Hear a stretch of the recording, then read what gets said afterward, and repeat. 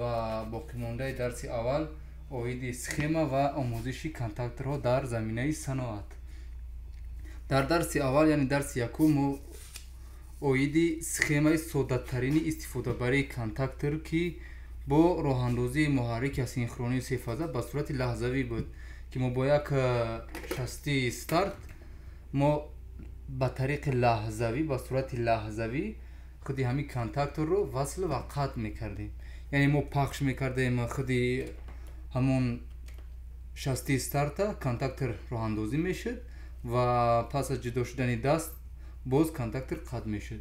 و امروز ما میخواهیم که در این درس دوم راه اندازی محرک اسینخرونی سه فازه رو به صورت دائم یا خود نگهدارنده طراحی کنیم. و نمونه اسخemای این نمود راه اندازی به شکل چنین است. مثل اسخemای گذشته ما در اینجا غیر از تگمه تیغه وصل استارت اینچنین ما استاپ داریم برای قطع کردن و یگانه چیزی که در اینجا علاوه می شود این تیغه خود نگهدارنده خود کانتاکتور است. یعنی ما با صورت لحظه‌ای در درس گذشته دیده برآمدیم که ما اگر تنها شستی استارت استفاده کنیم تگمه استارت استفاده کنیم و کانتاکتور ما خودش نگاه نمی‌داره به طریق لحظه‌ای راه اندازی می شود و برای نگاه داشتن حالت خودش یعنی حالت وصل خودش ما از یک تیغه باز کانتاکت بازی خودی کانتاکتور استفاده میکنیم و باید قید کنیم که تیغه باز در اکثر کانتاکتورها در پهلوی تیغه های قدرتی با رقم های 13 و 14 با اشاره NO Normal Open Contact طراحی شده است و خصوصا همین کانستروکسیون همین ساختار کانتاکتور ها برای همین نمود سخema ها واسه استفاده می شود.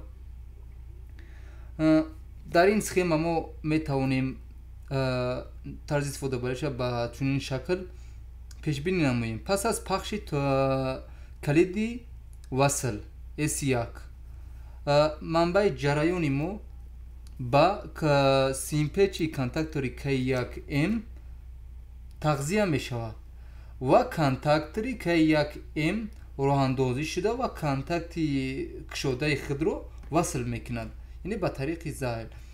و پس از جدا شدن دست از تگمه از کلید S1 جریان اکنون به طریق خودی کلید نه بلکه با کانتاکتی بازی K1M با سیمپچ تغذیه می شود و تا زمانی که ما شستی S0 استاپ و قطع پخش نکنیم کانتاکتوری ما با کار خودش ادامه می‌دهد و با طریق سیمولیاسیون نیز ما میتونیم این رو در نرم افزار دیده براییم.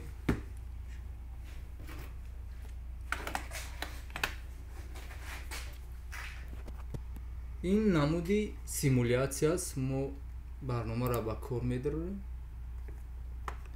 این منبع سه فازه و زنجیر قدرتی ما کلیده با کار در آوردیم و در زنجیر فرمان پس از پخش تگمه استارت سیمپچ ما راه اندازی شد و خود کانتاکتور وضعیت خودش نگاه داشت. یعنی ما پس از پخش کردن S1 و تغذیه کانتاکتور خودی همین کانتاکت یعنی همین کانتاکت 13-14 این از روی ساختار در نزدیکی خودی کانتاکتور است. تغییر وضعیت میکند از باز کشوده به بست یعنی از باز به بسته تغییر وضعیت میکند و جریان با واسطه همین کانتاکت با سیمپچ تغذیه میشود. این از نمودی سخema پرینسیپیالی یا که مسیر جریانی همین درس دوم و ما میخوایم این رو به طریق تجربوی به طور کامل اجرا نماییم. این منبع ماست که ما در اینجا به طریق ایدئالی منبع 3 فازه و منبع 1 فازه را قرار دادگیم. سراول ما قسم مدار قدرتی یعنی زنجیر قدرتی که از درسی گذشته به طور کلی یگون فرقیتی هم نداره، ما سیمکشیش انجام میدیم. فازه L1 یعنی موافق نقشه از فازه L1 برآمد، از کلید از T1 برآمد با L1 کانتاکتور.